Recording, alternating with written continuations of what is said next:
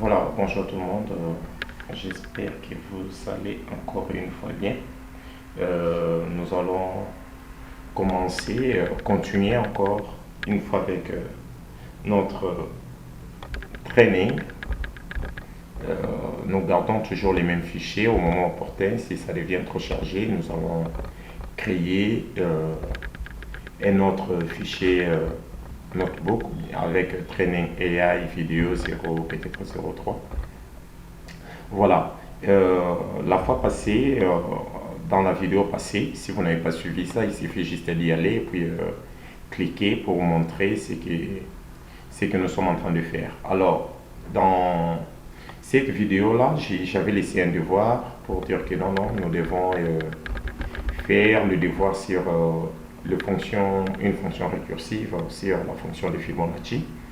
Je vous avais demandé si vous n'avez pas pu faire ça, ou bien vous ne comprenez pas c'est quoi le nombre de Fibonacci, ou bien comment s'y débrouiller avec Python. Vous me laissez juste un commentaire. Sinon, si vous avez fait ça aussi, vous pouvez juste me partager les codes dans les commentaires. Je vais voir votre approche, comme ça moi aussi je peux mettre le mien et nous allons voir comment est-ce que la chose se présente. Et on a parlé de la fonction lambda qui était aussi très intéressant. Et aujourd'hui, nous allons parler des fichiers. Je vais supprimer toutes ces cellules ici. Voilà, nous allons parler des fichiers. En fait, nous devons comprendre qu'est-ce qu'on attend par un fichier. Un fichier, c'est une collection de données ayant une extension quelconque. C'est ce qu'on appelle un fichier. Une collection de données ayant une extension quelconque et qui peut être lue dans un programme. Par exemple, quand on dit que non, non, j'ai perdu mon fichier, j'ai perdu mes fichiers, j'ai perdu, je ne sais pas moi, ça c'est un fichier Word, c'est un fichier, je ne sais pas moi, c'est une image, c'est un fichier passeport, c'est un fichier que moi j'appelle. Donc tout ce que vous avez comme fichier, c'est tout simplement une collection de données. Mais la question est de savoir comment on crée un fichier. Ok? Comment on crée un fichier.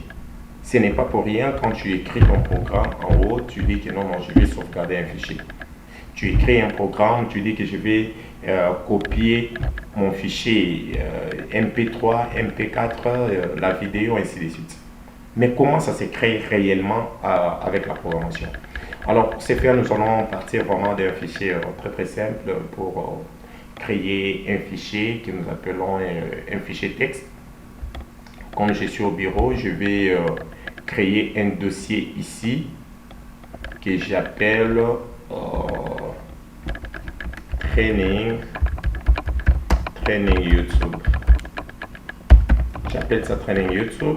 Et puis, j'ouvre bloc-notes. Bloc-notes, c'est un programme par défaut que vous savez déjà dans votre ordinateur.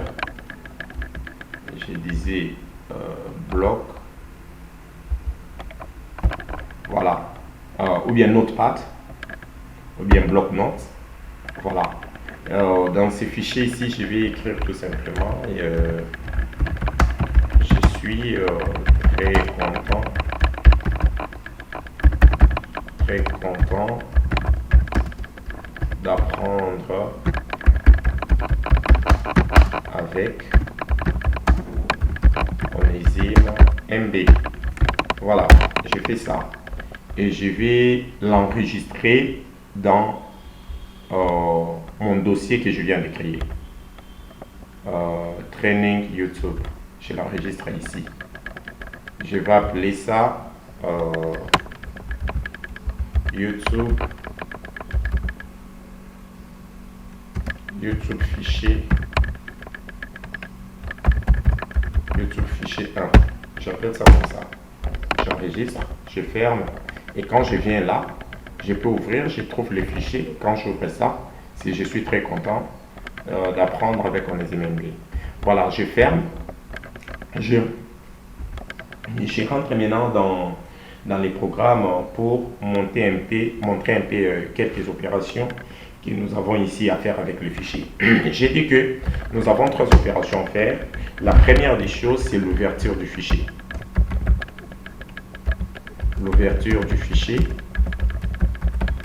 nous devons comprendre que tu ne peux pas lire les données d'un fichier si tu n'as pas préalablement ouvert, accédé dans ces fichiers-là.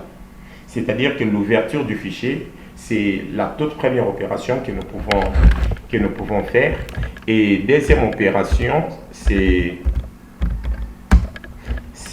la lecture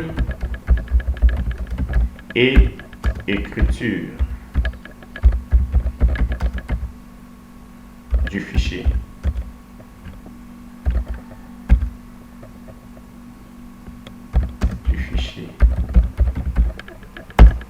Et troisième opération, c'est la fermeture du fichier. Alors, ce sont là des opérations que nous pouvons faire avec un fichier. C'est-à-dire que nous pouvons tout simplement ouvrir un fichier sans le lire. Tu ouvres seulement le fichier. Tu peux aussi ouvrir le fichier et puis tu fais la lecture. Bien sûr que tu ne peux pas faire la lecture sans ouvrir le fichier. Tu peux aussi ouvrir le fichier et faire l'écriture, ajouter du texte sur les textes existants déjà dans le fichier. Tout comme tu peux aussi faire la fermeture du fichier en question. Alors, nous commencerons d'abord par faire l'ouverture du fichier qui est aussi simple. Je vais créer le premier fichier, j'appelle ça fichier 1.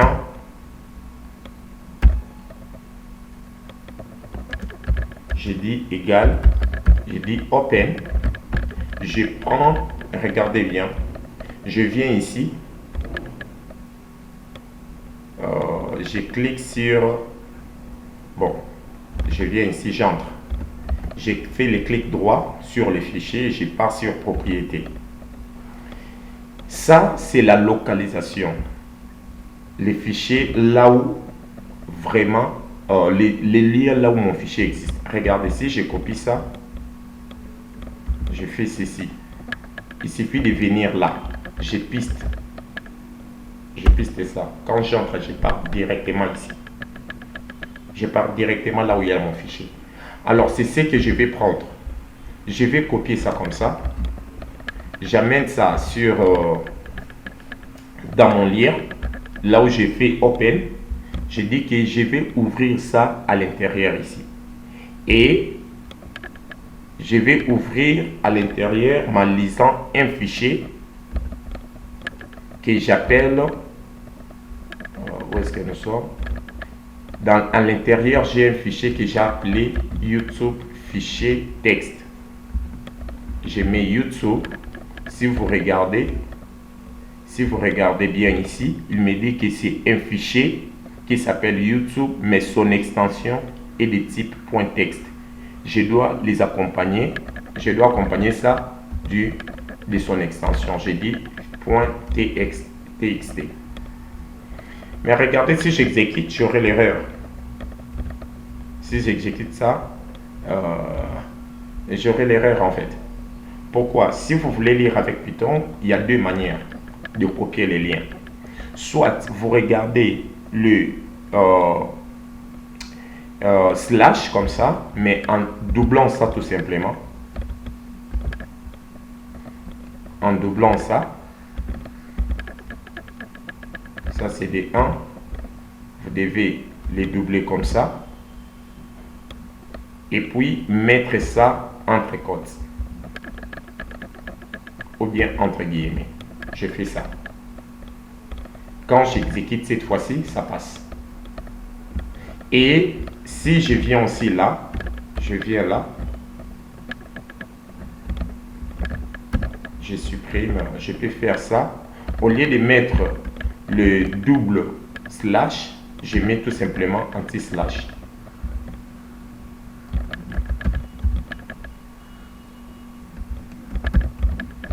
Je mets ça comme ça. Je mets ça comme ça. Là, je ne suis pas obligé de les mettre deux. Je peux les mettre 1, 1, 1, 1. Et puis, ça va passer sans problème. Ça va passer sans problème. Et je peux l'exécuter encore. Ça va passer. Et je peux venir ici j'ai dit fichier 1. Quand j'exécute, regardez, il me donne juste les liens, mais il m'affiche le message qui n'a rien à voir, qui ne fait rien. Et puis, c'est pareil que ça sera les fichiers D aussi. Alors, toujours dans l'ouverture du fichier, nous avons deux modes. Ça, c'est à retenir. Nous avons le mode R qui veut dire mode R qui veut dire tout simplement read, c'est-à-dire mode lecture tout simplement. Mode lecture, je fais ça. Et là, qu'est-ce que je fais? Je fais ça. J'appelle ça ici fichier D. J'appelle ça fichier D comme ça. Je les ramène là. J'appelle ça fichier D. Il suffit tout simplement d'accompagner ceci en ajoutant le mode. Je dis que je suis en mode lecture. Je suis en mode lecture. Et quand je viens là, ça me donne exactement la même chose. Ça ne change rien. Et regardez dans mon dossier, n'oubliez pas toujours, n'oubliez pas ça en esprit. Je suis sur bureau et YouTube Training, j'ai les fichiers ceci. Mais il y a un autre mode que nous appelons le mode W. Mode W ou bien mode W.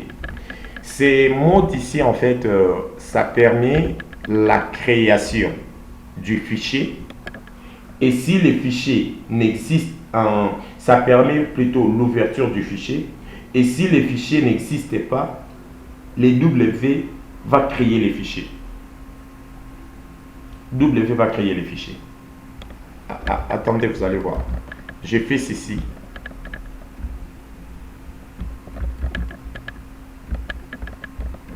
Je fais ceci. Je mets W.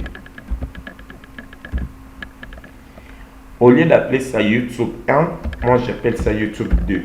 Normalement, dans mon dossier, YouTube 2 n'existait pas.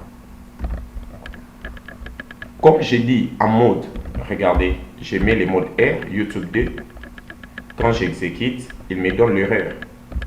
Il me dit non, non such file on your record. C'est-à-dire que YouTube 2 n'existait pas dans le répertoire. Mais quand je mets W et j'exécute, ça passe. Alors que YouTube 2 n'existait pas. Si je viens maintenant dans mon dossier, je peux voir que j'ai YouTube fichier 2. Et quand j'entre à l'intérieur, c'est un fichier vide. Alors que quand j'ouvre le fichier 1, je suis content d'apprendre avec un SMMD. C'est-à-dire quoi? Il y a plusieurs modes que nous pouvons utiliser pour faire l'ouverture du fichier. L'ouverture avec le mode R, c'est comme ouvrir comme ça, tout simplement. Ça et ça, c'est exactement la même chose. Je dis tout simplement, j'ouvre les fichiers pour lire ça.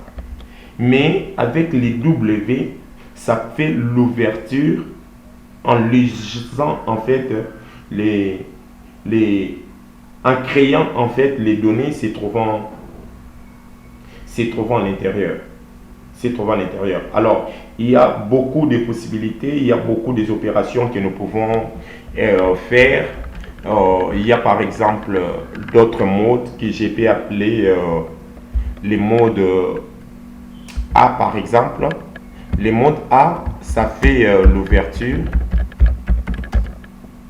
l'ouverture du fichier.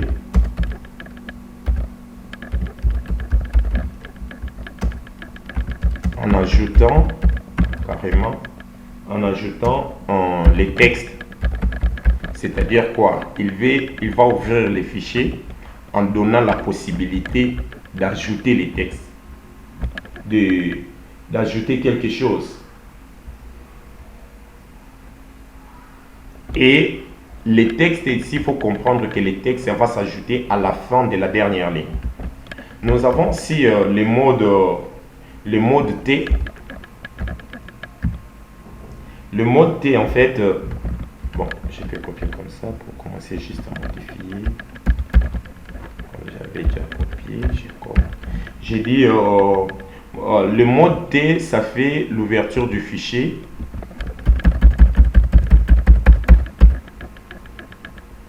L'ouverture du fichier en mode texte. En mode texte. En mode texte. Et puis nous avons aussi les modes mode B, où on fait l'ouverture du fichier en mode binaire.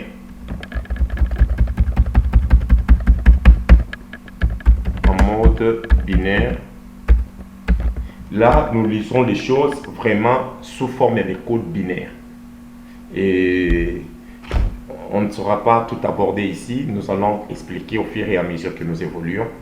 Et vous, je vous demanderai de faire des recherches et puis d'ajouter, de faire des exercices. Si vous avez des difficultés, laissez-nous toujours les commentaires. Nous allons revenir pour vous répondre. Il y a aussi un autre mode que nous appelons les modes X ou bien le mode W. Ça fait l'ouverture du fichier en mode création, en fait. En mode création. Le mode, c'est les W. C'est les W. Et puis,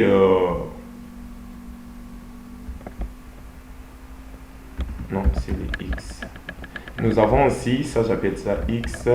Nous avons aussi le plus, en mode plus, qui fait l'ouverture du fichier en mode update, en mode mise à jour. Alors, il faut parcourir, essayer un peu de faire des opérations pour comprendre chaque opération, ça veut dire quoi, qu'est-ce que ça veut dire exactement. L'ouverture du fichier en mode création, l'ouverture du fichier en mode lecture cell, l'ouverture du fichier en mode tel ou bien tel autre mode. Et c'est très important. Et jusqu'à présent, si vous voyez les deux fichiers, le fichier ici, read est en mode open. Alors, je peux fermer les fichiers. Il ne faut jamais quitter votre programme sans pour autant fermer les fichiers. Parce que si vous apportez des modifications dans ces fichiers-là et que vous ne fermez pas les fichiers, vous quittez le programme, toutes les modifications que vous avez à faire ne vont pas s'enregistrer. Avant de fermer le programme, vous devez d'abord fermer les fichiers. Et comment faire pour fermer les fichiers? Il suffit tout simplement de dire ici, là, par exemple, les fichier 2, comme ça, j'ai dit fichier d.close, tout simplement. Et quand j'ai dit fichier d.close, là, je viens de fermer les fichiers. Je viens de fermer les fichiers et les fichiers D ne sera plus, le fichier D n'est plus en mode open. Si j'essaie d'écrire là-dessus, ça ne va plus écrire. Pourquoi? Parce que le fichier est fermé. Et si je vais encore écrire, je dois ouvrir le fichier pour se mettre maintenant et écrire le fichier. Alors, une façon de bien gérer pour ne pas oublier l'ouverture ou bien la fermeture, il faut déjà mettre un code qui fait l'ouverture et qui fait la fermeture. On appelle ça les try finally. Les try finally, comment est-ce que vous allez les gérer? Il suffit juste de mettre try. J'ai dit try, j'ai fait l'ouverture du fichier ici. J'appelle juste ça. J'ai fait l'ouverture du fichier, j'appelle ça fichier 3. Ça, je sais bien que je suis en train de lire le fichier. Et puis, après ça, je peux faire tout ce que je vais. Et puis, j'ai dit finally. J'ai dit fichier 3. Point close. Point close. Alors, je sais déjà que si je code de cette manière-là, tout ce que moi je vais faire avec le fichier, je vais les mettre à l'intérieur ici. Donc, je n'ai plus à m'inquiéter encore du côté fermeture parce que j'ai déjà mis mes codes. Tout ce que je fais, si je finis les opérations que je vais faire ici, directement le fichier va se fermer et puis je passe à l'autre cellule pour l'exécuter. Je passe à l'autre cellule pour l'exécuter. Voilà. Là, je sais déjà qu'ici, j'ai fait l'ouverture et j'ai fait la fermeture directement. Et ça, c'est très pratique, c'est très utilisé. Je vous conseillerais de les faire et puis de travailler de cette manière-là pour essayer un peu de voir comment est-ce que pour essayer un peu de voir comment est-ce que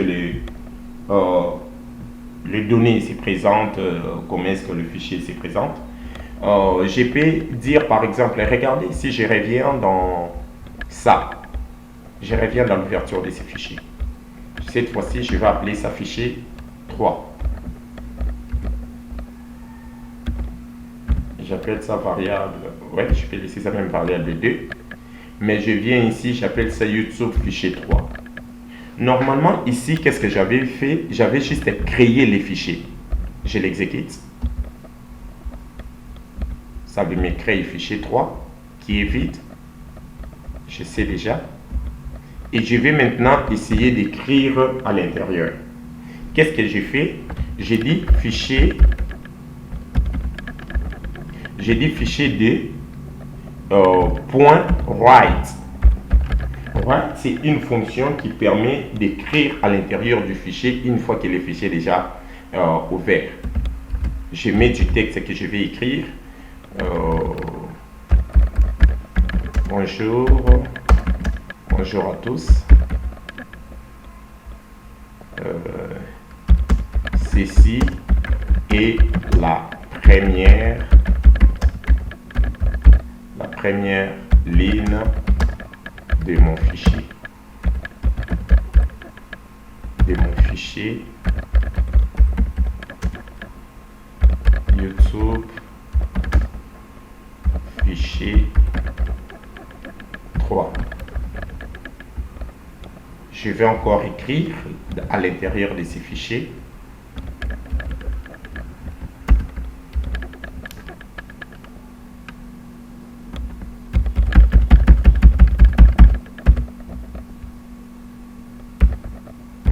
J'espère que vous aimez. J'espère que mes vidéos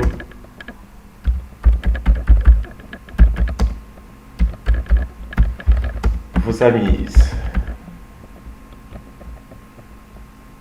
Ceci est la deuxième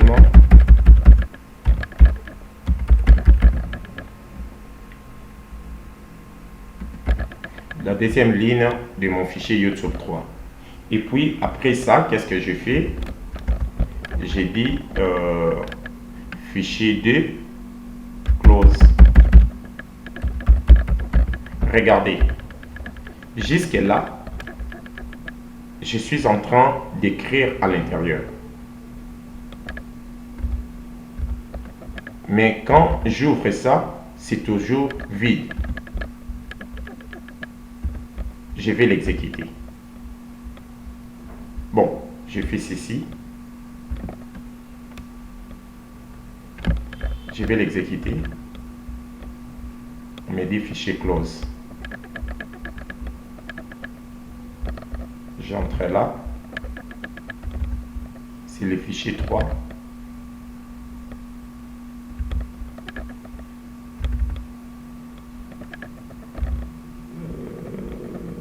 Pourquoi ça ne marche pas?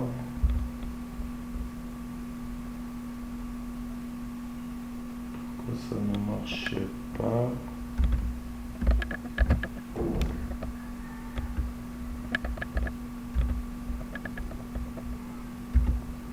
Je viens là.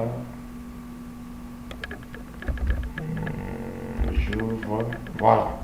Il me dit bonjour à tous, Cécile. Et la première ligne de mon fichier YouTube 3. J'espère que mes vidéos vous amusent. Mais regardez, tout c'est complet comme dans une seule ligne. Et j'aimerais avoir ça dans des lignes. Il suffit juste que à la fin de ceci, que j'ajoute /n. /n, j'exécute, je reviens pour ouvrir le fichier. Voilà, j'ai exactement des lignes que je viens d'écrire dans un fichier que quelqu'un peut copier, aller ouvrir ça dans sa machine. Mais je suis en train d'écrire du texte à partir de la programmation, à partir de mes copies. Et je pense bien que ceci est tellement amusant et puis ça, c'est tellement bien. C'est tellement bien. Et je peux aussi lire, en fait, je peux aussi lire les données se trouvant dans mon fichier. Je peux aussi lire les données se trouvant dans mon fichier. Alors, qu'est-ce que je fais en ce moment-là? J'ouvre fichier comme ça, mais comme je vais juste lire, je mets ça en mode lecture seul. Je dis R pour dire read, et puis je dis que fichier D, point, je dis read, c'est une fonction. Je dis read, quand j'exécute, regardez, ça m'affiche le message se trouvant dans les fichiers. Ça m'affiche le message se trouvant dans le fichier.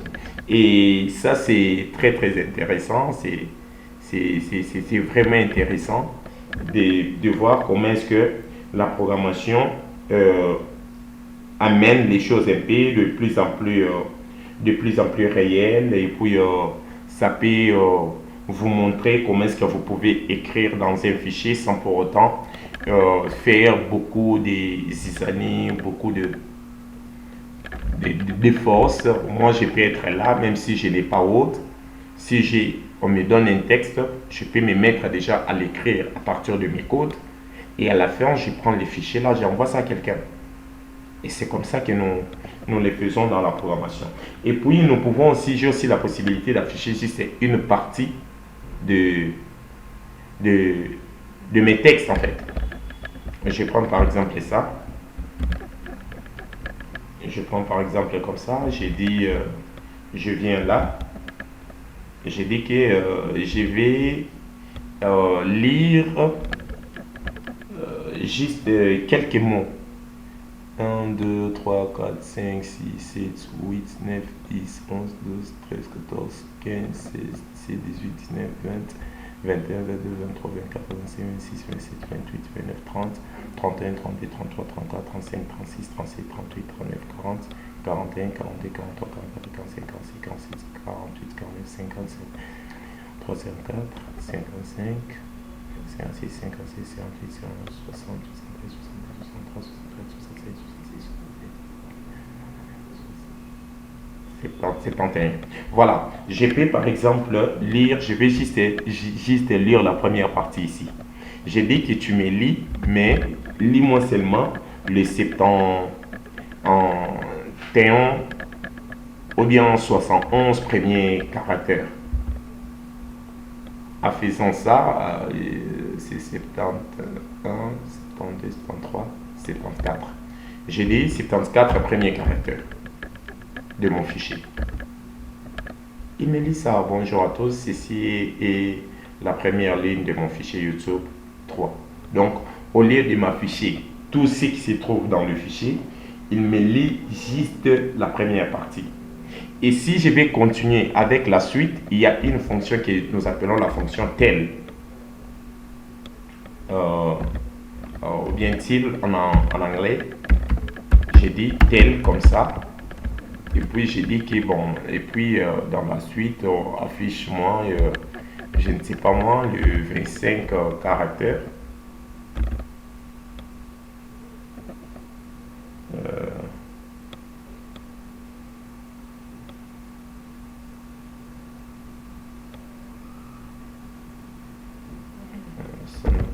pas. Bon, je vais appeler ça read carrément. J'ai dit read carrément. Voilà. Mes vidéos 1, 2, 3, 4, 5, 6, 7, 8, 9, 10, 11, 12 plus 12, ça fait 37.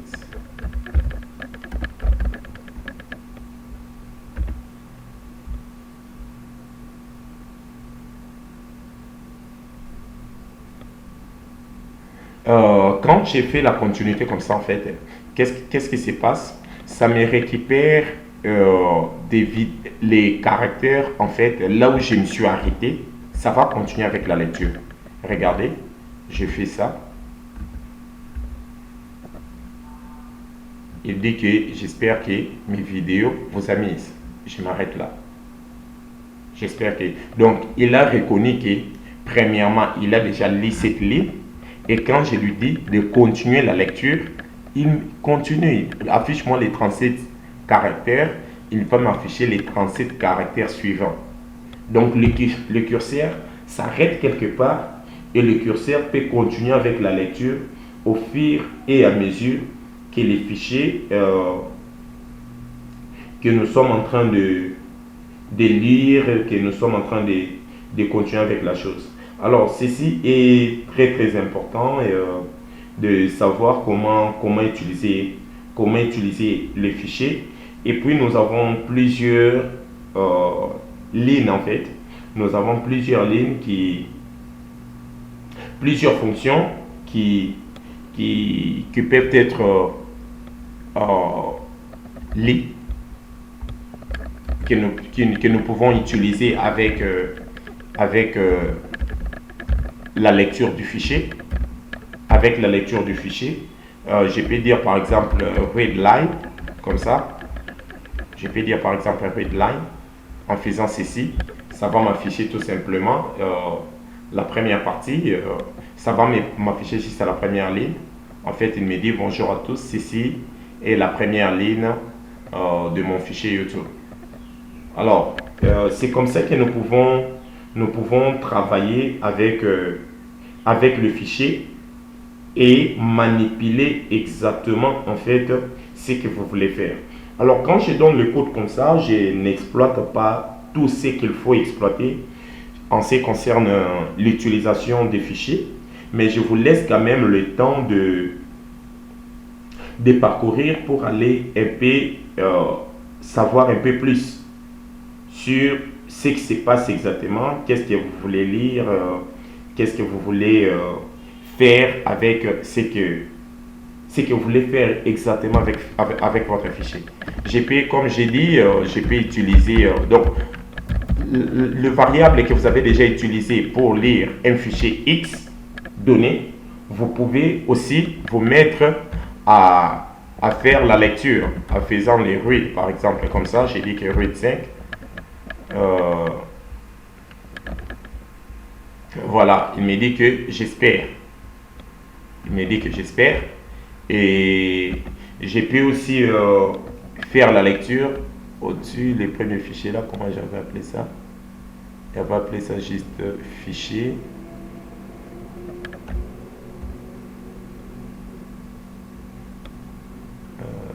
C'est où? Fichier 1, j'exécute ça. Comme ça. Je viens là, j'exécute. Voilà. Et je peux aussi faire, par exemple, ça, comme ça. J'ai dit fichier tel.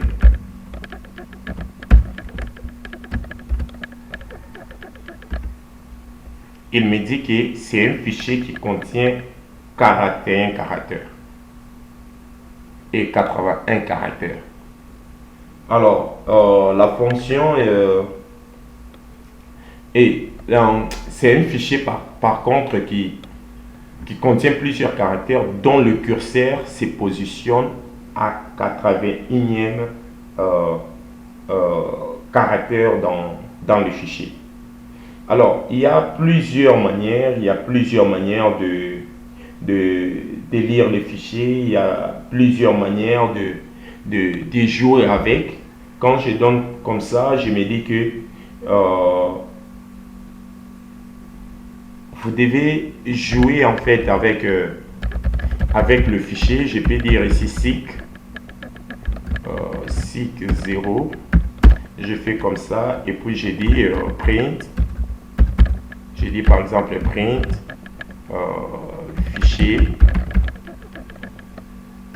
fichier 1.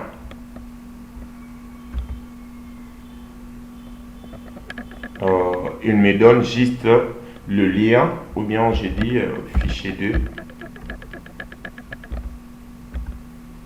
Voilà, il me donne juste le lien dans lequel je me trouve, mais je peux ajouter aussi read, je fais ça. Voilà, il m'affiche, il me dit que bonjour à tous, ceci est il me donne un peu il me donne un peu mes différents trucs que j'aimerais que je mets en fait dans les différentes lignes se trouvant dans mon fichier. Les différentes lignes se trouvant dans mon fichier. Alors j'ai aussi la possibilité de renommer un fichier.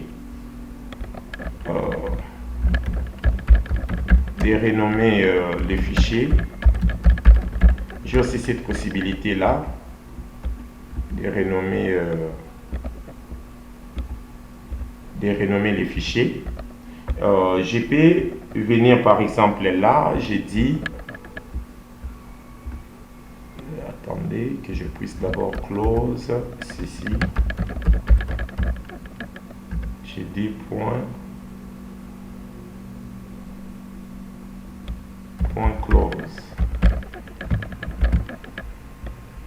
close.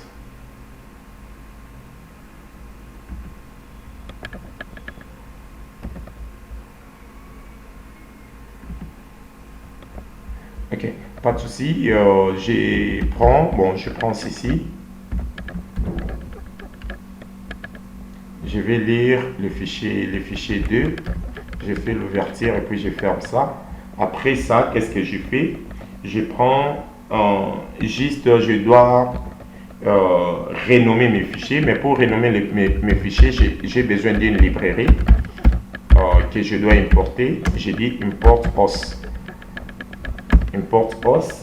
J'ai dit os point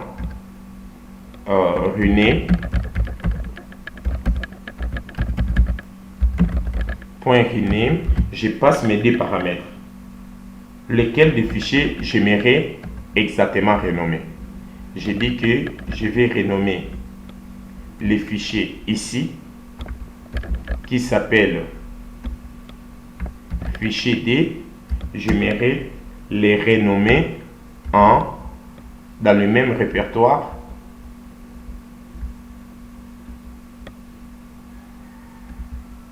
mais en appelant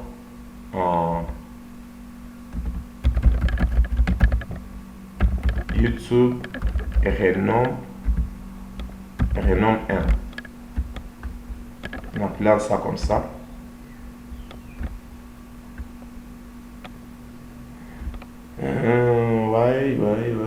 Why is not working? Why is not working? Ok, j'enlève comme ça. J'enlève ça. J'enlève aussi ça. Comme ça. J'espère bien qu'il va déjà le voir. System cannot find the file specified YouTube. Je vais fermer. Je pense bien que mes fichiers sont encore.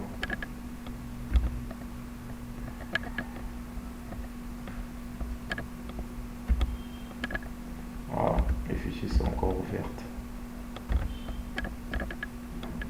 Les fichiers sont encore ouverts. Je vais fermer tous mes fichiers. Non, j'appelle ça 3. Ici, j'appelle ça aussi 3.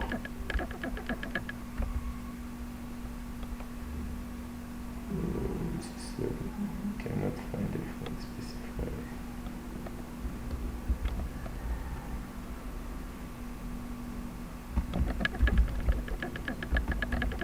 Attendez, j'ai fait ça comme ça. J'ai fait ça comme ça.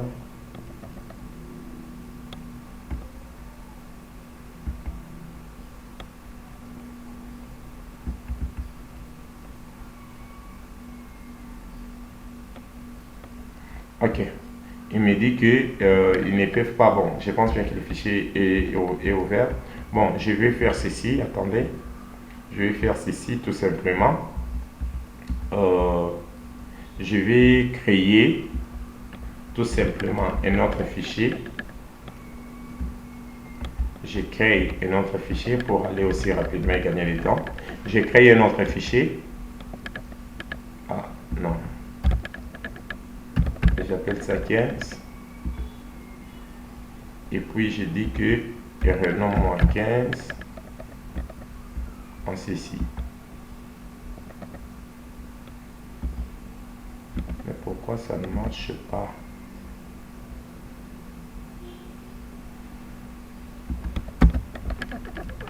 J'ai dit fichier.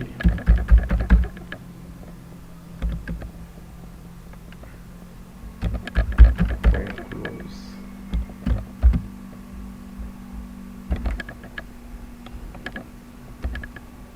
Voilà. Là, donc j'avais fait l'ouverture, mais je n'avais pas fermé. Je viens de fermer ça et j'ai renommé. Regardez, le fichier qui était YouTube 15, ça devient maintenant YouTube Reno 3. Donc, quand votre fichier est ouvert, vous ne pouvez pas en fait les renommer. Vous devez d'abord fermer le fichier.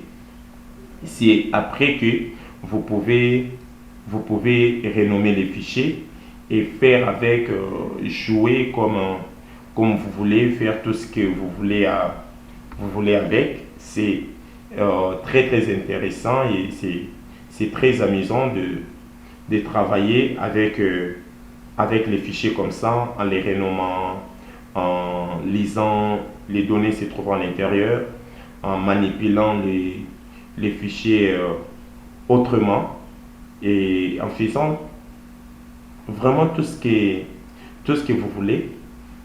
Et il y a même la possibilité aussi de changer même le répertoire,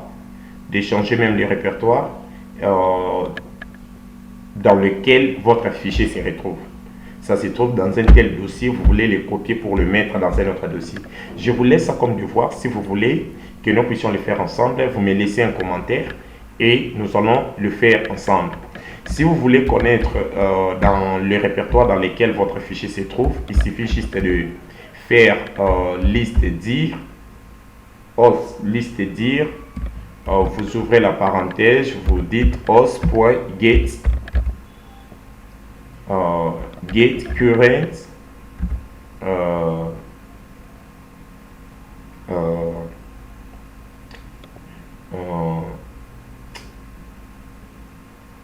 bon, ça vous donne comme le répertoire courant, le répertoire actuel en fait.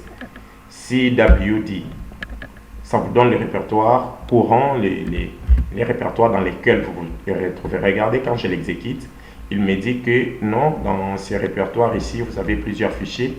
Il me donne tous les fichiers que j'ai.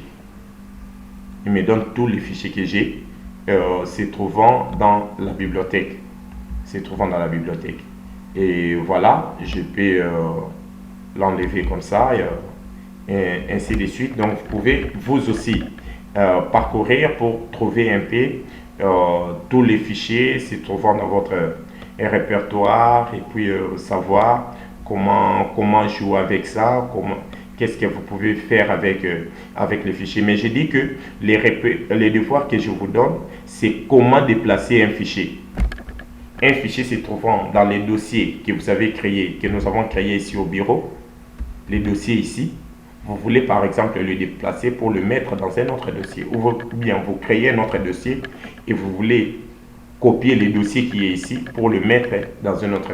Vous voulez copier le fichier qui est là pour le mettre dans un autre dossier, mais avec les codes Python. Alors ça, c'est un devoir que vous allez faire.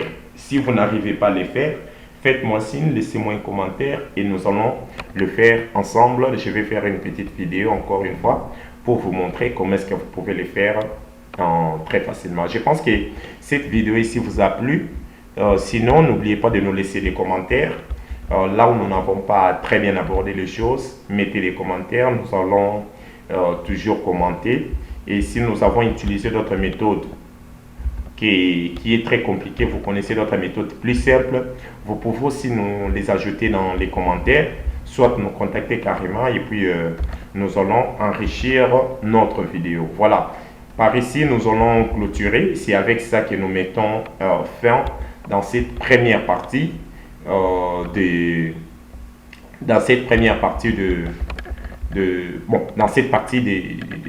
consacrée à l'étude des fichiers, l'ouverture, la fermeture, l'écriture, et ainsi de suite. Et prochainement, nous allons parler maintenant des modules en Python. Nous allons parler des modules. Et plus spécialement du module NumPy. C'est dans ça que nous allons maintenant acheter vers le data science, que je vous conseillerais d'être très apte, et vous allez voir que les choses encore très intéressantes vont maintenant là commencer. Ça, c'était une partie pour vous montrer, faire un petit rappel sur Python. Et je pense bien que nous avons essayé de couvrir pas l'entièreté du langage Python, mais une bonne partie. Et si vous avez aimé, n'oubliez pas de cliquer, de liker, de commenter, de partager avec les autres. Et surtout, n'oubliez pas non plus de décrocher la cloche de notification pour ne plus rater de nos vidéos à chaque fois que nous allons mettre une nouvelle vidéo en ligne. Je vous dis, portez-vous bien. Nous nous retrouvons à la prochaine occasion pour le prochain tutoriel. Bye bye, on se voit prochainement. Ciao.